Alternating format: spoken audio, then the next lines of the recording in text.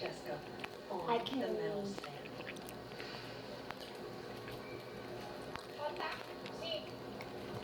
Where?